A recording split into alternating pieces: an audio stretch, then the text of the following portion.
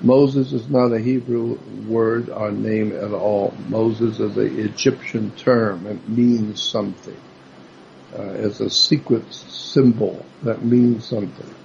A classic example of what I tried to tell you on the past hour is that people are hearing stories about religious figures that really do not understand what the real secret story really is. And so there's a exoteric story and an esoteric story. Exoteric is EX. Exoteric means the story you read in the Bible. Just open up the Bible in Genesis and read it, and that's an exoteric story. Meaning that's what everybody's going to see. Anybody opens the Bible, just read it, and that's it. You got it, and that's the story. But there's also something called an ES, an esoteric story, meaning a hidden story, an occult story. The word occult simply means hidden. So then you talk to the people who really know what the name of the tune is, the rabbis who have studied these ancient writings and know where they really came from and what they actually are talking about. And that's an esoteric story. Well, that's the kind of story you don't need to know nothing about. You just read the Bible and believe whatever it is you're told, and everything's fine. And then one day you wake up when you're 90 years old in an old folks' home and you find out everything you have believed in your life was a lie, purposely designed to trick you into believing something that was not true at all. And so that's what I've been looking at for 59 years, all the stuff that is an esoteric story. I talk with the rabbis, the researchers and writers, and inquire of the universities. And it's a really interesting story about how much you don't know. A classic example of what I'm talking about is we're told the story about Moses and the Ten Commandments. That story is so pregnant, like so many other stories about Moses, but the Ten Commandments story is so pregnant with extraordinary hidden symbols that really just will knock you out when you begin to see what that story really came from and what it's actually talking about. It has nothing to do with anything you thought you understood about the Ten Commandments. First of all, there was no Ten Commandments at all, period. We now know, because if you go back and watch Indiana Jones and the Raiders of the Lost Ark, we talked about this before, but I'll set it up by saying this, that in the movie Indiana Jones is commissioned by the U.S. government to go out and find the Jewish Lost Ark of the Covenant. It had to do with the Ten Commandments in that time in the Jewish history, so-called. Well, Indiana Jones is supposedly the one man that if anyone could find the lost Ark of the Covenant, it would be him. So the government sends him out to get the lost Ark and finds out that the Germans and the Nazis are looking for the lost Ark also. Well, there's a reason why. You will see the connection between the Nazi movement and the Jewish religion. Wow, what a story there is there. The Jewish religion in relation to the Nazism in Germany. There's a big story there. But I'm not going to get into that. Let's stick with what we were talking about. So, Moses goes up into the mountain, to Mount Sinai. Well, first of all, Mount Sinai is named after a moon god. In Arabia, thousands of years ago, there was a moon god. Today, his name is Allah. Today, we call Allah as an Arabic name for God, and that God Allah was well known for 1,000 years, even before Islam developed, before Muhammad ever lived. There was already the worship of Allah, and we know that Allah was a moon god. And so when Moses goes up, we find that he's going up into the mountain called Mount Sinai, which in point of fact, the encyclopedias will tell you that the moon god that we today refer to as Allah is the same moon god that the Jews call Yahweh, Y-H-W-H, Yahweh. Yahweh is Allah. Allah is Arabic. Yahweh is Hebrew. It's the same God. And so therefore Moses was the leader or the namesake. He wasn't a leader because Moses never lived. There was no such a man named Moses who ever lived. It's part of the story, the Arabic story from thousands of years ago, the Arabic story of the worship of the moon god. Well, and let me break in here for a good reason. Yep. The moon god. So there's this god, there's that god, and what you're saying is that they are the same god, this particular moon god, which, again, if you look at the Islamic symbols today, you'll see there's a crescent moon. Okay. Yep. But here's the fascinating thing. Moses is credited generally in the mainstream sense as being one of the first people to talk about, I mean, obviously Abraham allegedly was talking to the one true God, but let's put Abraham aside because he's a whole other subject. Moses is allegedly going up to the mountain to speak to the one true God. Mm-hmm. Now, this monotheism that is being represented here sounds, again, an awful lot like, and I mentioned this in the first hour, sounds an awful lot like what the Pharaoh Akhenaten did, where it came down to there's only one God, forget all these other gods. And there were many gods at this particular point in history, and throughout history there were many gods that were worshipped, represented, that allegedly visited, that had stories about them. All of them seem to converge, but see, it's interesting here that the one true God gives his laws to Moses according to the story. And what does he do it with? With a burning bush and on this mountain. So you told us about the mountain and how Sinai is, that's interesting. But the idea that this is the one God as opposed to just this particular moon god, which anybody who knew about the moon god would say that he wasn't the only God, right? But that he was a god. Now we're told that the Jews were the original monotheistic religion. They were the original people who had the idea of only one true God. Well, in point of fact, that is just a story that has no legitimacy and no factual history to that at all. History, if you go to any good library, and look up the history of the Jewish people, you will see that the Jewish people were anything but monotheistic. They were worshippers of many gods.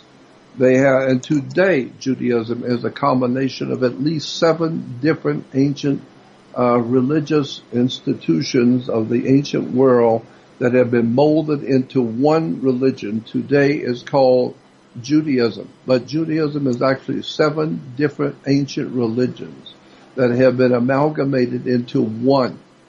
And so today, part of the 1/7 of the Jewish religion is the worship of the planet Saturn. Saturn is a very important god now to the Jews of today.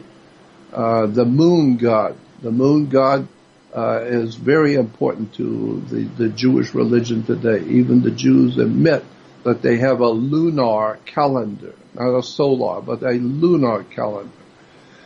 And why do they have their holy days after sunset? Always after sundown, their day begins at 6 o'clock in the evening to 6 o'clock the next evening. That is a fact.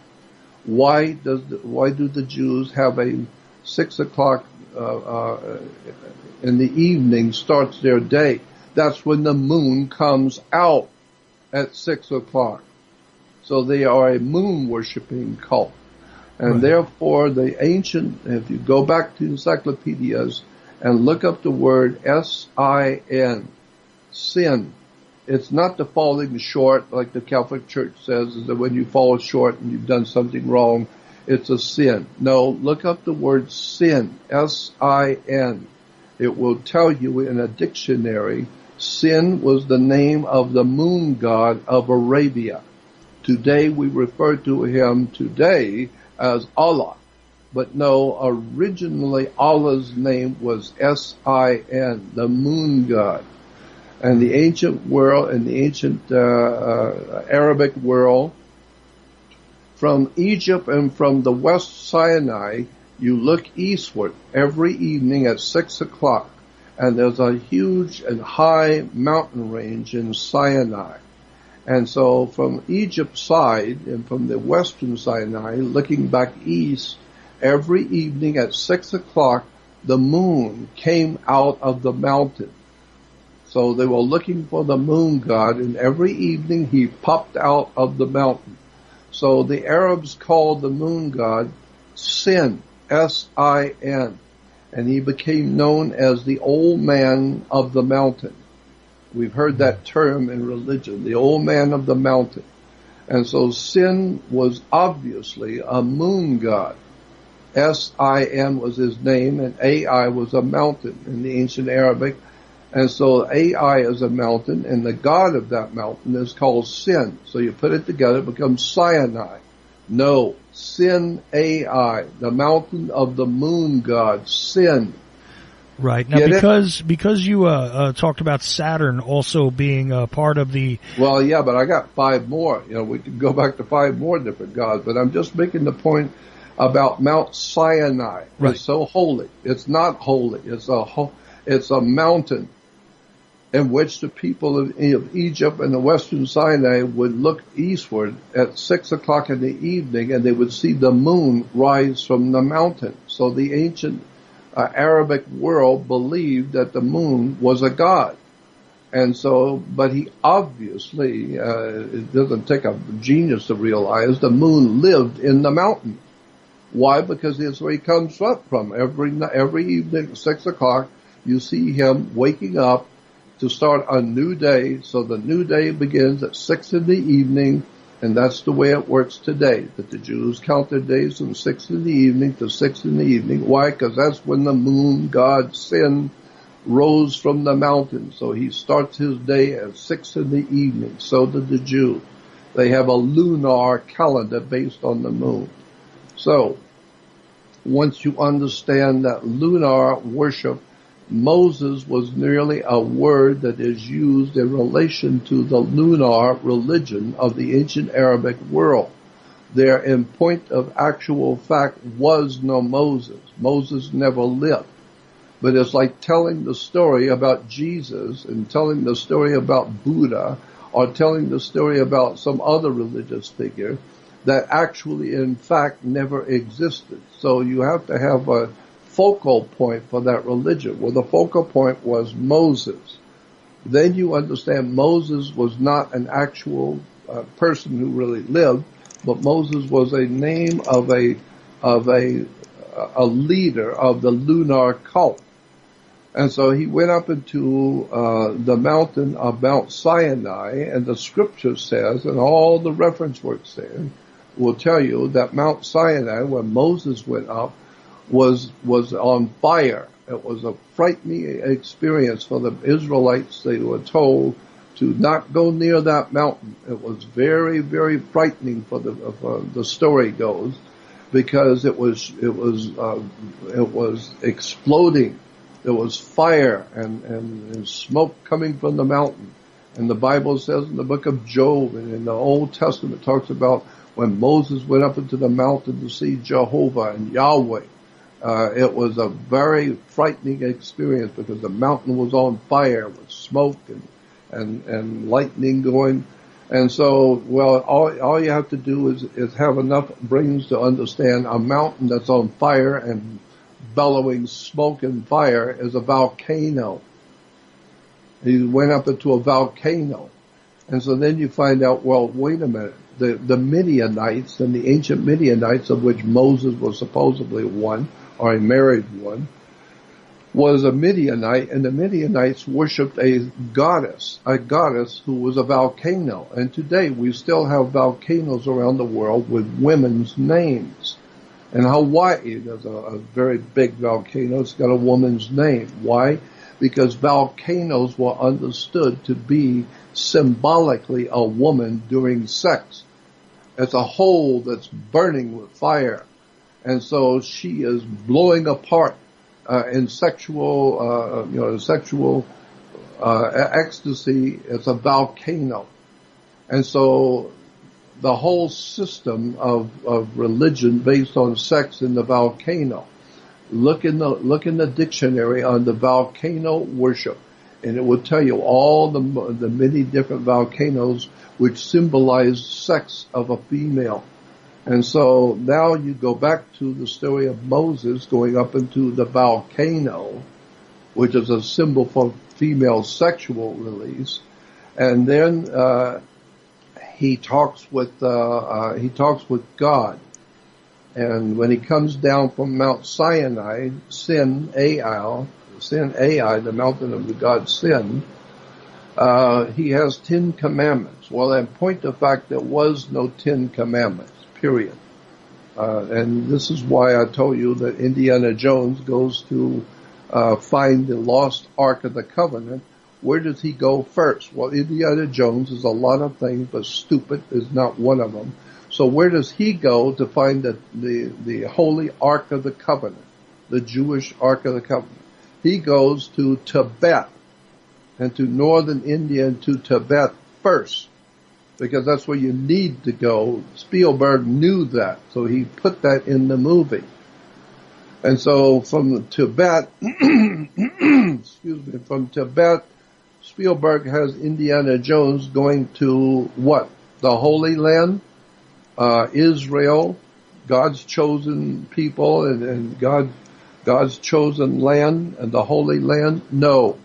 Indiana Jones goes to Egypt, and he finds the lost ark in Egypt, in a tomb in Egypt. Spielberg is a lot of things, but stupid isn't one of them. And he knows exactly what that story really came from. And that's why I like watching Spielberg's movies, because I know what he's doing. He's telling you something, but you're being entertained and you don't see it. So Indiana Jones finds the lost Ark of the Covenant in Egypt. Why? Because there never was a Jewish Ark to start with. All the encyclopedias, the Britannica, Americana, the Jewish Encyclopedia, the Catholic Encyclopedia, just do some research on the lost Ark of the Covenant, and it will tell you there was no Ark of the Covenant. It never existed. It's a story that came out of the ancient Arabic world that had to do with Egypt. And it was an Egyptian Ark. And if you go on my website, the JordanMaxwellShow.com, and join my research society. It takes something to do it. Join my research society. One of the first things you will see is all the history of religions, all the symbols and words of religion that you never knew, you've never been told. And it's right there that you will see what I'm talking about. Almost all the things I will talk about in this program are already on my research society. So, you want the pictures? Go join the Research Society on my website, Jordan Maxwell Show. Now, when you see that Indiana Jones finds a lost Ark of the Covenant in Egypt, it's because there was no lost Ark of the Hebrews, period. It's just a story. The Bible is referred to as the greatest story ever told. It's not the greatest collection of historical facts ever assembled. The greatest story ever told. I used to get in trouble as a little kid. My mom would say, "Are you telling us a story?" Meaning, are you fabricating a lie? It's just a story. Well, that's what the Bible is called, the greatest story ever told. Why? Is because the stories in the Bible have been told hundreds of times before. And they are, and so it's just a retelling now in the so-called Hebrew tradition, a retelling of stories that were around 5,000 years before the Jewish people ever existed. And they just today are taking from Hollywood, and we know what's going on in Hollywood. And they take stories from the old ancient Sumerians, Babylonians, Akkadians, the Hittites, especially the Canaanite peoples of the ancient East, and they reworked them into stories and called it Hebrew. In point of fact, there was no Moses, there was no Ten Commandments, there was no Jewish Ark of the Covenant, there was an Egyptian Ark of the Contract. Egyptian Ark of the Contract, not Jewish Ark of the Covenant. So there was no Jewish Ark of the Covenant. So that's why you don't have to worry about going out and researching and trying to find the lost Ark of the Covenant. And we know it's out there somewhere in the Middle East. It's being hidden in the Middle East. No, it's not being hidden in the Middle East. It never existed to start with. It's just a story that has no basis in actual fact at all. And then if you look at the Bible, Old Testament is where you find out about the Ark of the Covenant.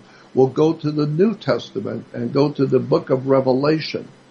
The last book in the New Testament, and in the book of Revelation, it says God took the Ark of the Covenant and took it into heaven.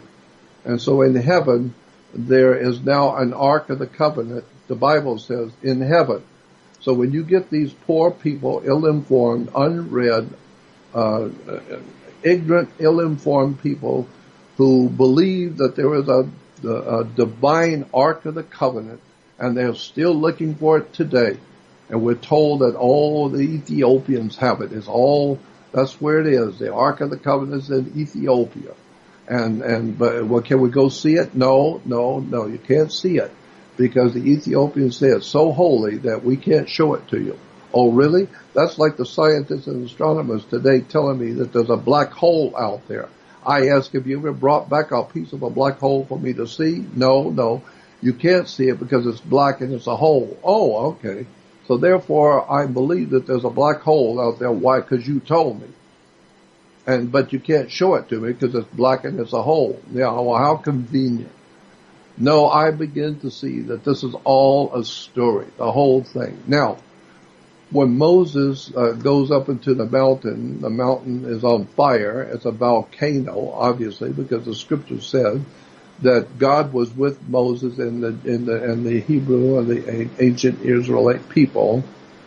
And how did they know that? Because it said the mountain was on fire at night and a pillar of cloud by day. Well, that's what a volcano is.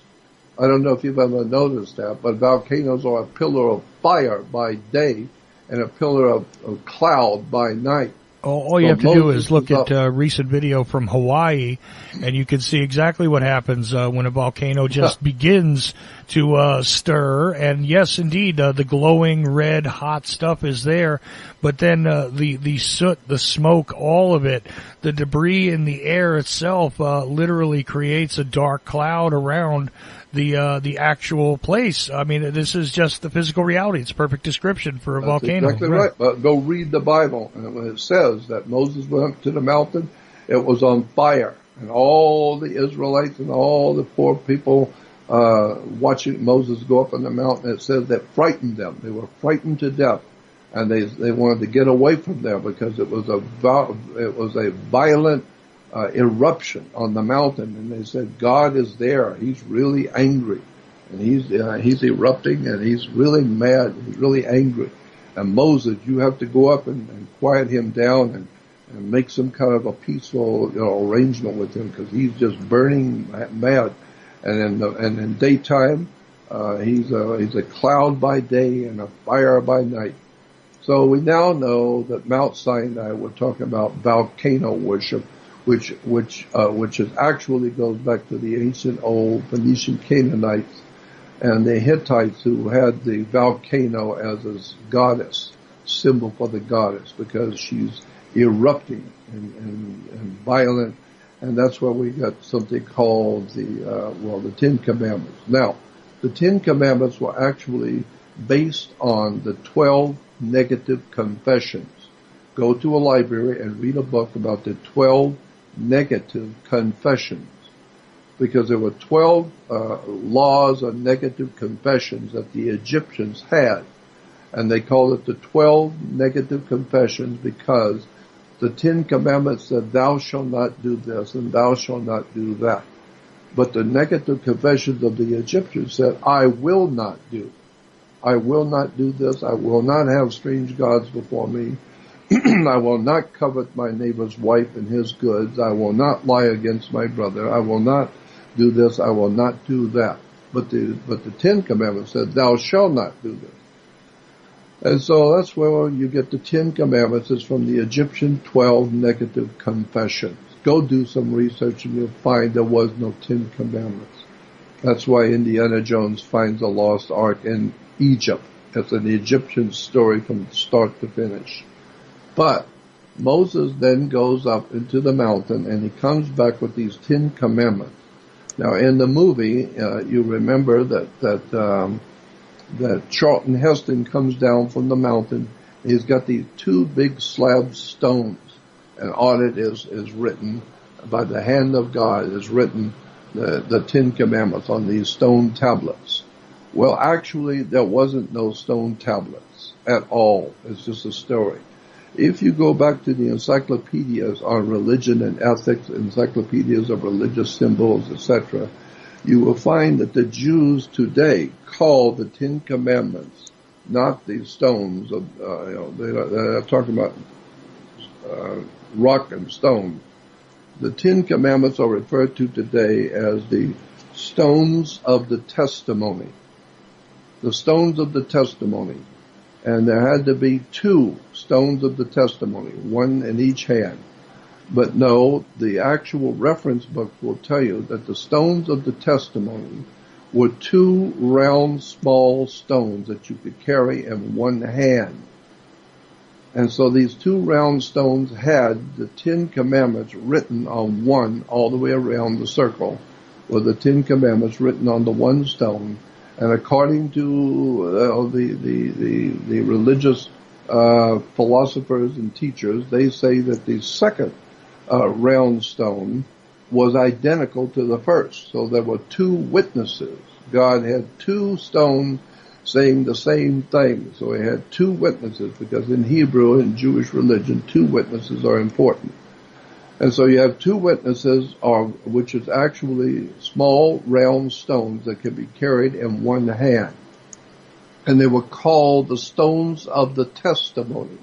This is why when you are in school, you're going to take a test, or you're going to court, you're going to testify, or testimonial.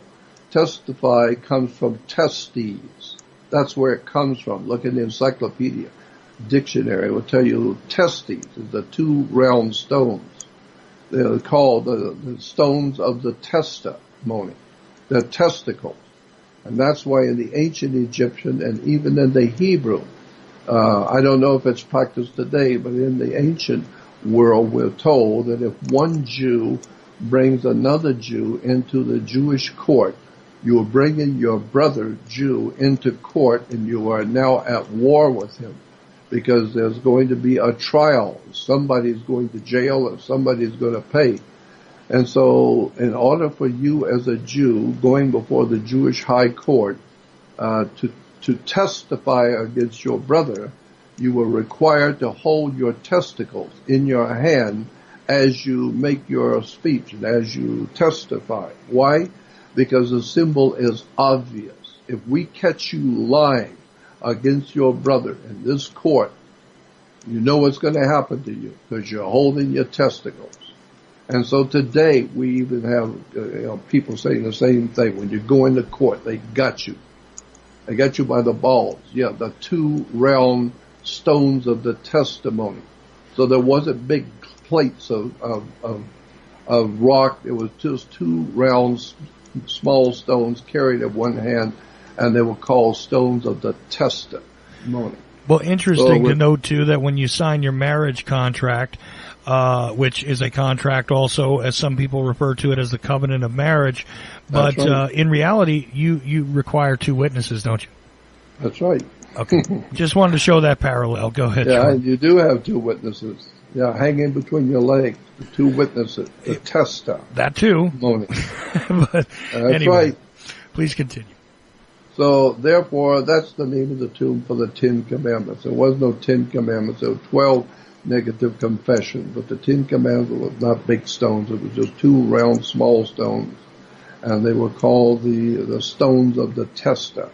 And testa comes from testes.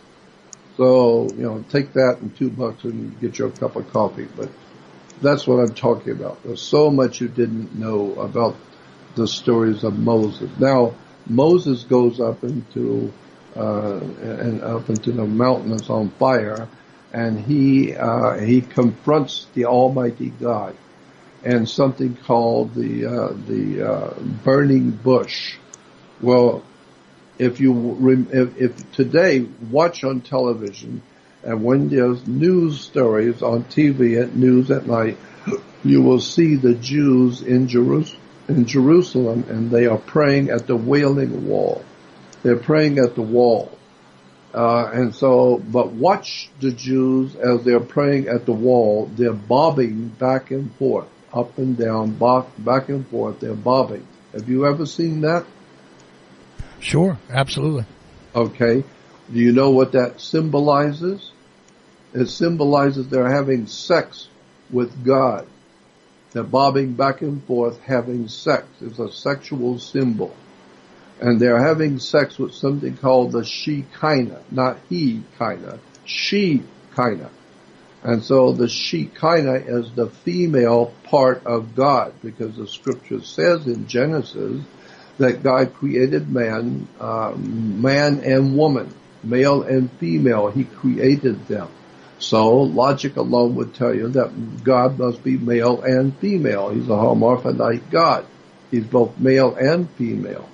So then he divides himself, as he does with all animals. All animals, there's a male side and the female side. And so now that's why the Jews are bobbing back and forth, because they're having sex with the Shekinah. Because that's what it's spelled, S-H-E, Shekinah is the feminine part of God, feminine sex with God. So therefore, today we got Jews out there bobbing back and forth, having sex with God, and so the burning bush. When you go back to the encyclopedias, I'll look up the word burning bush and begin to see where the burning bush was simply a term that came out of the ancient Arabic world for the female during sex. So it's a sexual symbol for the female, the burning bush. And so when you start to look at these words in terms and find out what they're really talking about, it doesn't have anything to do with the holiness of holies that you know about. It's talking about sex, alcohol, drugs, power, money. The whole thing is an incredible story. Another wonderful story about Moses when he's up on the mountain, the volcano, which symbolizes a female in sex. But he's up on that on the mountain, and it says Moses asked God if he could see him. He wanted to actually see God, and the scripture says that God said, "No, Moses. I appreciate everything you've done. You're a faithful follower, but no man can see me and live. So if I show you what I look like, I'll have to kill you. So no man can see me and live." And then it says, but then God said, he added something, an addendum to that. God says, well, first of all, you've been so holy and righteous, Moses, and you've been so faithful that I think I'll make a special case for you. Normally, no man can see me and live, but I'll tell you what I'm going to do for you, only because you are so holy and righteous. I'm going to do something for you, and it's going to be wonderful. I'm going to show you, the scripture says, I'm going to show you my glory, the most glorious part of my presence in this universe. I'm going to show it to you. And so he said, so Moses is now excited. God has allowed him to see God's glory.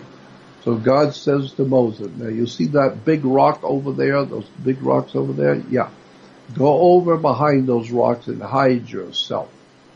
This is what the scripture says. Go over, God says to Moses, go over there and hide yourself. And I'm going to pull my pants down and my drawers down, and I'm going to show you my ass. And so when I give you the high side, you peep out and you can see my butt. And that will be wonderful. That's my glory, to see my ass. And then you can go back and tell all the Israelites that you saw God pulling his pants down and you saw his butt, and that's his glory. And so that's what the scripture says. Moses popped out from behind the rocks when God called him, and he could see God's butt. And so I don't know what that tells you. I would add to that, that and $2 will get you a cup of coffee. I was going to say, I'm not sure what to take from that. What is it that you take from that? I'm unsure, except that it seems to be strange behavior for... Yeah, but it's in the Vatican. Have you seen the Sistine Chapel where God is reaching out to touch Adam? Or above that is a picture of God bending over showing his butt. That's in the Sistine Chapel. I've never noticed it, but I bet you I can find an image of that. I bet you could. Just go and God and touching Adam. And the man reclining and he's reaching out to touch God. And God is reaching out to touch him. And their two fingers are almost touching. Or just above that. Just go on the web and type in God showing his ass, God showing his butt, and you will see a beautiful painting on the Sistine Chapel ceiling of God bending over and Moses looking at his butt.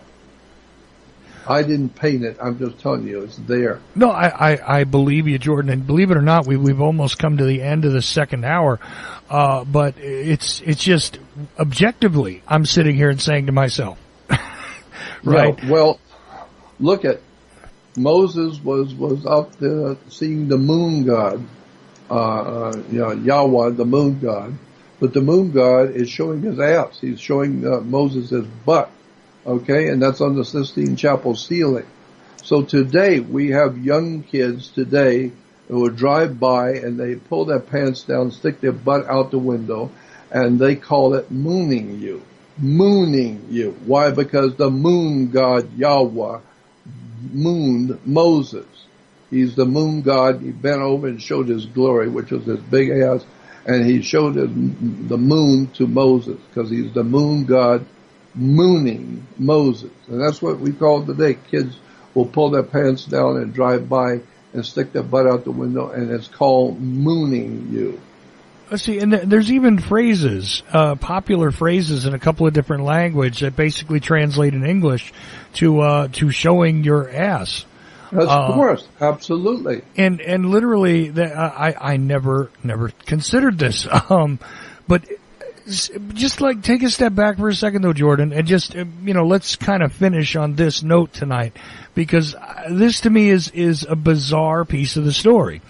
If I were to take this entire narrative seriously, right, and you're climbing up on a allegedly sacred mountain, of course you covered that, but let's just go with the face value for a second. You're a leader of a people, you've climbed up a sacred mountain, and you are going there to commune with your God, who is the one God according to the fable, yeah? And what he does is show you his ass. He shows you his butt. I'm dumbfounded by that. So you can idea. go home now and tell all the Jewish people, the followers, that you saw God showing his ass up there. God's out there showing his ass again. It sounds comical, but it's actually what's there, isn't it? Of course. Read it. And go read it. And he was healing, and Moses was healing people with his magic wand. And the moon god Sin lived in the mountain. Every night came up, woke up at 6 o'clock. So therefore the Jews still have their holidays after 6 o'clock. They have the days after 6 o'clock. This is why we have the 10 Commandments. Two small round stones called the stones of the testimony. 2 testicles. It's a wonderful, wonderful, incredible, dark secrets of the Jewish religion that nobody seems to know anything about. But it's all there. If you just go to encyclopedia and look it up, it's all there. Well, the other interesting part of this is throughout most of these discussions, and again, we are getting close to the end here, but throughout most of these discussions, you know what one of the biggest overall themes is here in the three major religions is sex. Sex and Well, the bottom line on the earth is sex. That is the bottom line on the earth for mankind, is sex, period. It's the most powerful seagull directive on the human planet, the earth, is sex. You don't think so? Look around. The Arabs and the Arabic religion of Islam, right? Adults can marry a child, 6 years old girl. They can marry a 5-year-old. And if you and they can take the 5-year-old home as a wife, a 4, 5, 6-year-old child, and of course in the Jewish Talmud, all you got to do is go to a library, get the Talmud, the Babylonian Talmud, and read the Jewish Babylonian Talmud. Talks about how it's perfectly all right for a grown man to have sex and sleep with a 6-year-old boy. Or a 5-year-old girl. There's nothing wrong with that at all. It's all part of the ancient tradition of adults having sex with children, and that's in the Talmud. It's all there. All you got to do is just go on the web and type in "sex with children" in the Babylonian Talmud. It gives you all the scriptures in the Talmud where the ancient rabbis said there's nothing to it. You can marry a little 6-year-old and take her back as a wife. And if she dies from the rape, well, that's too bad, but there's another 6-year-old out there you can. So we know that the Jews were into child sex and child stuff. We know all of that. Today we call it pornography. No, it's just child sex. Right, and then the Catholics. We know that Islam, the Islamic religion has child marriages where. And the one thing about the Islamic religion, Muhammad, that religion says that you cannot have sex with a child unless you're married. You have to be properly married. Well, that's nice. So how do you do that? Well, there is in Islam today there is a law that says that you can rent a little kid for the night. And so it's a 24-hour marriage. There's a word for it in the Islamic world. I forgot the word, but it's a word for it, which means if you're an Islamic follower today, you can, if you see some little kid that you like, so you could go to the parent and say, I want to marry her, but just for tonight. So the parents will give you a price, whatever the price is, and then there will be a small, quickie little ceremony, like we do in Vegas, a little quickie ceremony where you are married for 24 hours. You bring her back 24 hours from now, but you can live with her tonight like you're married. She's only 8 years old. She's only 7 years old. Doesn't matter. And so you can rent her for the night. It's called a marriage, but you have to pay for it. Mm. And just to be fair to the three major religions, though, we also had to cover where the nuns come from, and they're not always, as somebody stated, the 12-year-old, age of consent there in the Vatican.